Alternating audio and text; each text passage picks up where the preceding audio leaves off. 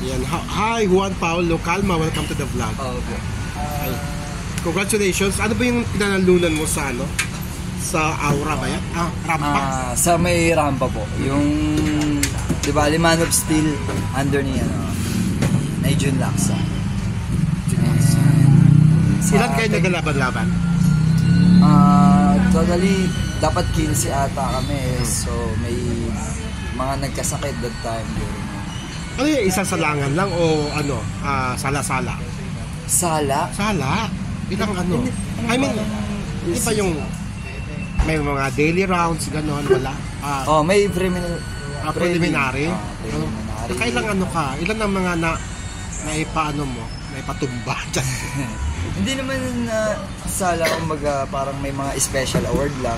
Yun. So isahan lang yun? Walang yung, kumbaga, may preliminary?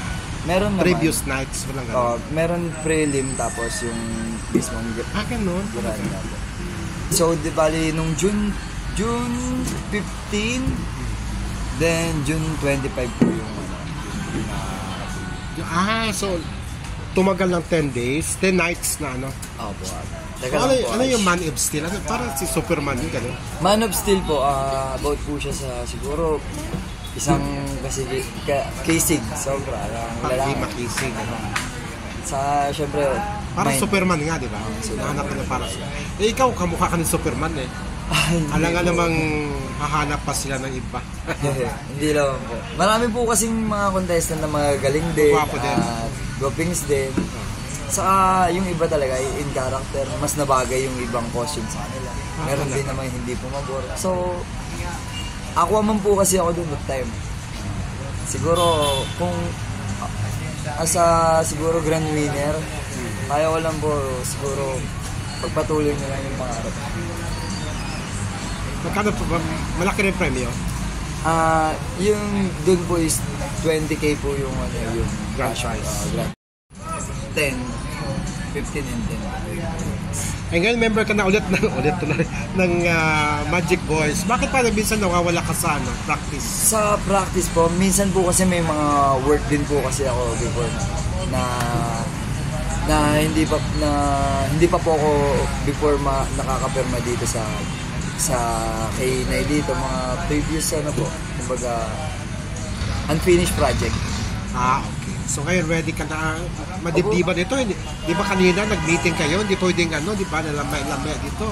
Oo, nandito na kayo. Mas number one mag-double effort po ako, kahit tripling ko pa yan, kahit damihan ko pa yung effort ko para lang matutukan din yung dance. Makahabol, di ba? Makahabol ako sa Magic Boys. May mga kanta na kayo, dalawa ng kanta niyo. Ano ba yung mga kanta niyo? Yung Wag Mo Tiga, saka yung Serenade. Serenade ba o Bintana? Anyway, Bintana. Ano masabi mo na pinakasikat na choreographer niyo ngayon? Si Jilin Eugenio. Jilin Eugenio. So, medyo na ano po ako kasi syempre hindi ko po alam talaga yung yung industry na ganito at hindi din po ako sanay sa. Mas na-challenge ako ngayon dahil syempre mas siguro mailabas ko pa dapat na mailabas na talent para sa akin. Saka ang dami-daming mga choreograph ni Jilin na nag-hit, no? Sabay-sabay tayo, di ba? Marian sana po isa rin yung Magic Boys na sumikat. Alam mo na siya na posible mag-hit yung yung dance. Thank you po. Yung din? Sa mga wag mo akong titigan. Thank you po sa positive Hindi ka kasama sa Cebu?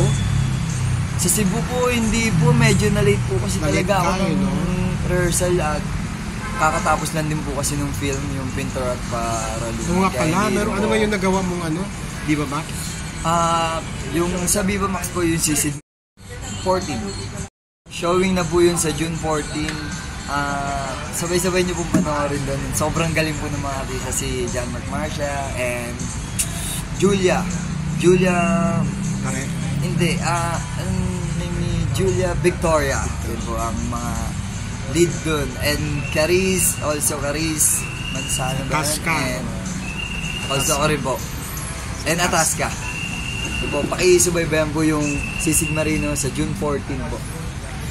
Showing na po yun meron. At yun sa'yo yung katatapos mo lang ay At Pintor. yung kakatapos ko lang po is yung Pintor at Paraluman. Abangan nyo yun guys, sobrang solid nun. Medyo may pagka-fantasy. Ay, fantasy.